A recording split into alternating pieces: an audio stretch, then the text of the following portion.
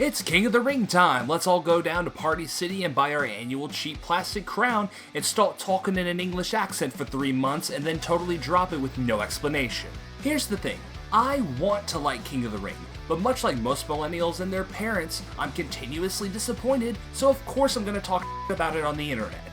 The concept is the bread and butter of any wrestling company. Who doesn't love a good old tournament? Well, apparently not WWE given the event's history. But how can the new Triple H era bring back the grandiosity of King of the Ring? Let's find out. This is Extreme League Wrestling, and this is how I would change King of the Ring. Historical royalty. The concept made its first debut in 1985, and really, what could be more simpler than a wrestling tournament? It's a great way to build feuds and stories outside of your main title picture or whatever the winner of the tournament gets. And whenever you have a full roster, it's a great way to use everyone to their fullest potential and make sure everyone's getting screen time. In the past, winning King of the Ring has done wonders for the likes of Randy Savage, Harley Race, and Bret Hart. This tournament would even host the inception to the infamous Austin 316 promo. And that's enough history to get a hell yeah from me. But since then, WWE has created this tournament to become its own red-headed stepchild. Much like WCW and My Own Sanity, the concept folded around the 2000s, mainly due to Vince McMahon running this into the ground, which was the style at the time. With this year being the return of King of the Ring after a small hiatus since 2022, hopefully Triple H will be able to bring the King of the Ring tournament back to its former grandiosity, and so all of us can see it as some of our grandfathers did. A crown worth fighting for. Winning the King of the Ring tournament didn't just mean you got really bad Burger King mascot cosplay, it shows that they were ready to push you into the main event, and that eventually you would be getting a WWE title shot. As I said before, some of the greatest in our sport are a part of this exclusive class of winners, but others would see the winners not be more so a king, but rather a court jester. Remember King Mabel, that one guy from Men on a Mission? Given the catastrophically deep hole WWE found itself in 1995, the company at this point was just trying to find a big man that doesn't look like they were dumped into a vat of HGH. The future Big Daddy V was most definitely a big guy, but didn't move like Yokozuna and lacked a lot of the mobility needed for a WWE Championship match. We would see Mabel break then champ Kevin Nash's back during one of the most panned SummerSlam matches of all time. Besides this misstep though, the tournament had a good amount of notable winners after this. Triple H himself, Kurt Angle, and Ken Shamrock. So it's easy to say that King of the Ring still had a lot of gas in the tank, and that's not true. That's damn true. Beginning of the end. Does heat die in wrestling all at once or slowly over time? With King of the Ring, if I had to pinpoint the exact moment where the heat from the tournament kind of died down, it would have to be in 2001. The tournament would still see its slip-ups before 2001, given that Billy Gunn was verbally unalived by Dwayne "The Rock" Johnson on live television with one promo. I don't know, The Rock, maybe treat the King of the Ring with a little bit more respect, being that you have to face him later. It doesn't matter what you think! Jeez.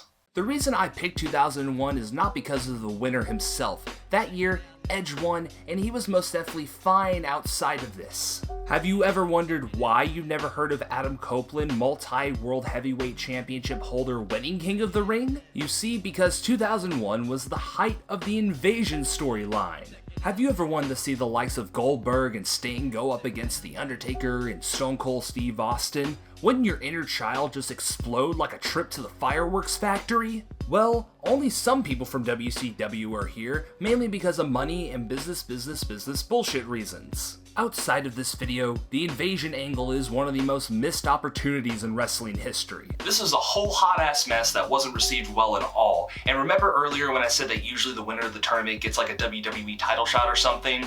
They just forgot about Edge's completely. If I was a wrestler and they forgot about my WWE title shot in order to do the Invasion angle?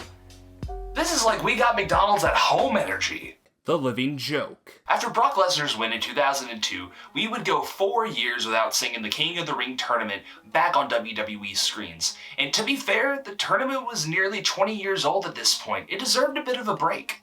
The company at this point was putting on a pay-per-view a month, and depending on your definition of quality, had 2 shows with quality programming they had to worry about.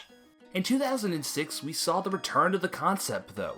4 years is a great break to get a new group of fans in and immersed in the tournament. We had a fresh roster and a fresh group of faces to push into the main event scene. 2006 would see the resurgence of King of the Ring, with Booker T picking up the crown this year. While we would see Booker T and King of the Ring be back in the wrestling zeitgeist once again, this would unknowingly be the first nail in the King of the Ring coffin.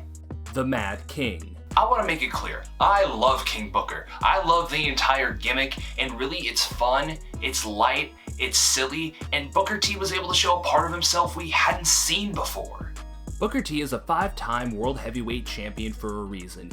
Easy to say, once going from WCW to WWE, he got a bit lost in the shuffle of 2000's WWE. Sure, he had some tag title runs and a US title reign or two, and you could take that for what it is. In the sense of the greater wrestling ethos, he was just a fine workhorse for the company to put on a solid mid-card match. Him winning this iteration of King of the Ring did so much for not only himself, but the product as a whole. Outside of the mother's basement types of wrestling fans, silliness and fun is more than welcomed within the space. King Booker did a lot of work making room for that style within the main event scene. Along with his Queen Charmel, Sir Finley, and Sir Regal, this group was a joy to watch for a while. And hey, I'm gonna stop you right there. If you're thinking this is some weird gender type push to where he wasn't doing anything before this title win made Booker T a Triple Crown and Grand Slam champion in the company. All in all, a net win for everyone.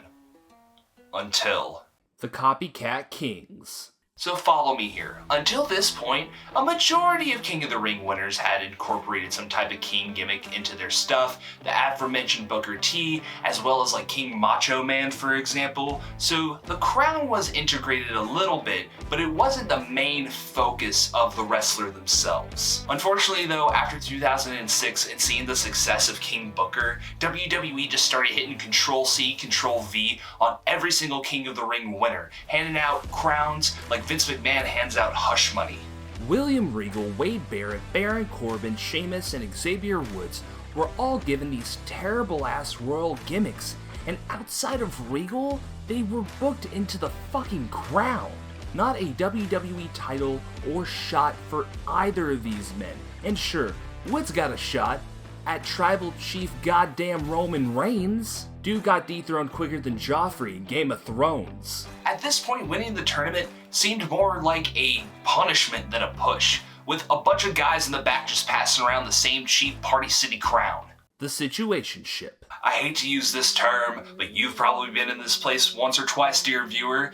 Off and on, committal, non-committal. WWE just can't seem to define the relationship they want with the tournament. But your 10 years of commitment issues aside, WWE has the same issue with King of the Ring. It infrequently returns whenever it's most convenient from the company, when there's a lull, they're bored, or they want to see someone wear a funny hat. Easily, this could be a yearly event, and right now is the best time. We're coming down from the massive high of WrestleMania, and it's a good way to keep giving your audience that sweet, sweet dopamine. Doing it right now is really a great idea to keep all these casual fans around post-WrestleMania season, and being that the Travel Daddy is gone, you're gonna need new faces to keep those people interested.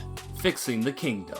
So since Triple H is in his baddie era, and has brought back King and Queen of the Ring once again, what can we learn from tournaments past? But explain to me what I get for going through this tournament besides just a cheap 99-cent store crown, RIP to the real one.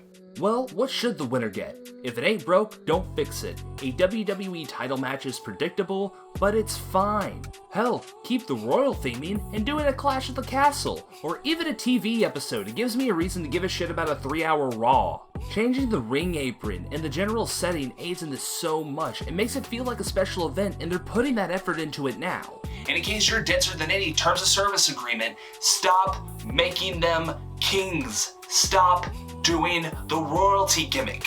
Let them be wrestlers. Don't forget the Queen. And don't worry, I haven't forgotten about Queen of the Ring either, but WWE was real quick to forget that Zelina Vega even won this tournament. While Queen of the Ring has only had one go-around, it's been subjugated to a lot of the same critiques that I've given King of the Ring in this video. It's rinse and repeat at this point. Zelina was the right choice, but since then, what has she done? had a forgettable tag title reign, and jobbed out to Mommy in Puerto Rico, WWE has made a lot of headway in the sense of presenting their female wrestlers as serious competitors, but just having something because women doesn't help the whole equality conversation. There should be a king and queen of the ring. The roster 100% has the talent in order to do it, but they need to do more with the person who wins the tournament, and more importantly, more to do with Selena, but that's a story for a different day. Corn the long way.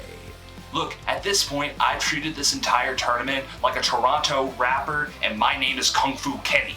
Silly and fun are fine and have room in wrestling, but it can't just be an entire joke. Look at Orange Cassidy. He's fun, he's silly, but they were able to put his gimmick within a championship mold and had one of the better runs in all of wrestling last year.